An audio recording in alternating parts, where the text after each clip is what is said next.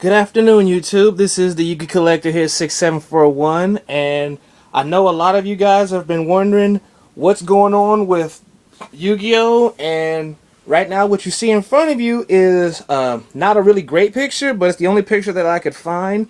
This is the new Arc 5 starter deck.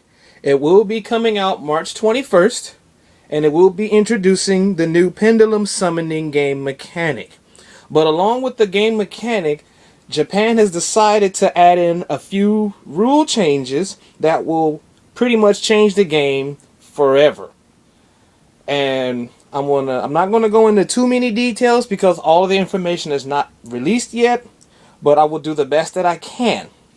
So here's just a rough cut of what the starter deck booster box will look like in Japan. I'm pretty sure America will have a different image. Possibly they're going to showcase it at Comic-Con at the Konami booth. So now we're going to go into this picture, which is the Pendulum monsters themselves. I know this picture may not be the greatest picture, but I thought that they would be a different kind of monster, and yet they are. And I'm using this stick right here, so we still see that it has levels. But when we get closer to the bottom of the card, we see something different. We see this little diamond right there. I'll try to zoom in on that. I'm actually using my PlayStation 3 to give this demonstration, so it's not perfect. But we have this little diamond here, and then we also have a little diamond over here. A red and a blue diamond. But as we get towards the bottom of the card, it becomes a greenish color like a spell card. But I'll show you this one, which is a slightly better picture, where you can clearly see the level of the monster, the two little diamond specks right here, which are called their pendulums. Now what I've learned is that pendulums is a new kind of mechanic that will allow you to spam summon monsters all at once. Pretty much, it's sort of like Return from a Different Dimension, where all the cards can be summoned at one time. So, what these little numbers mean, right here, in these little corners, will be revolting to this picture right here, which is a mat from the booster set. I will try to zoom in at it to give a better demonstration, because for the Pendulum monsters to be even played, they added 2 new spaces on the dueling mat itself. The Pendulum zones will be in between the monsters and the spells on this mat. And you see it's actually in the middle of the field zone and the extra deck zone for side 1. Side 2 is the graveyard and the deck zone, so it's in between both of those spaces. Now that's weird. I know that's kind of strange for all of you guys to understand. And then we see that these little colors right here, the blue diamond and the red diamond.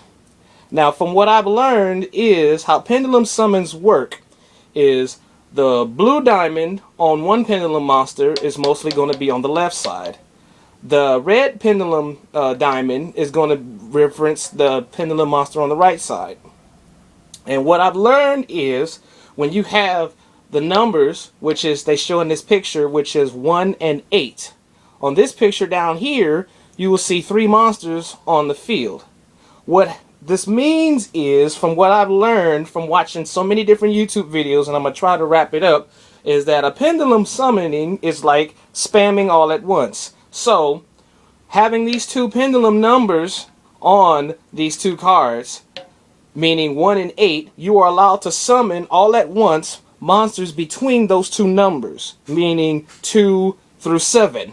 So as an example, let's just say that these are elemental dragons and they're all at level 7. Let's just use that as an example. Say this is Redox,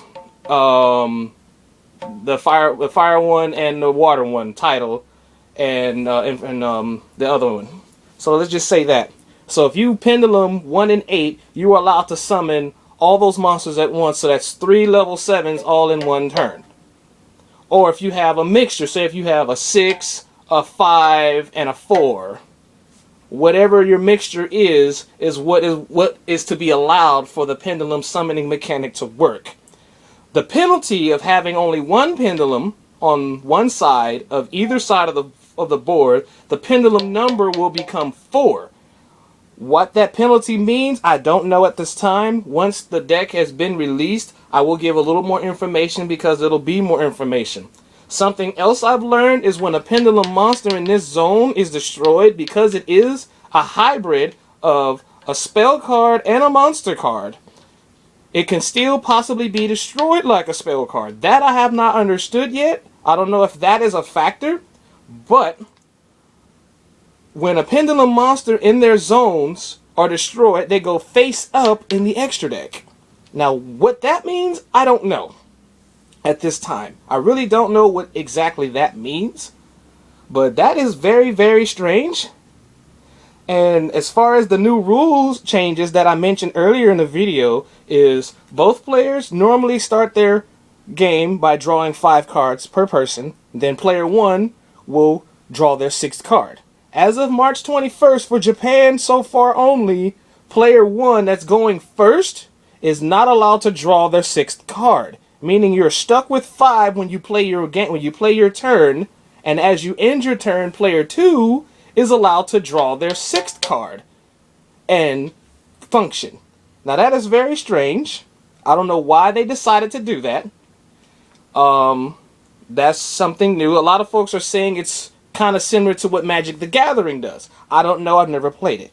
Another key factor is over here I'm pointing at the field spell zone, because we've always had field spell wars of whose field spell is going to outlast the other. Now they are saying that 2 field spells can exist on the field at the same time.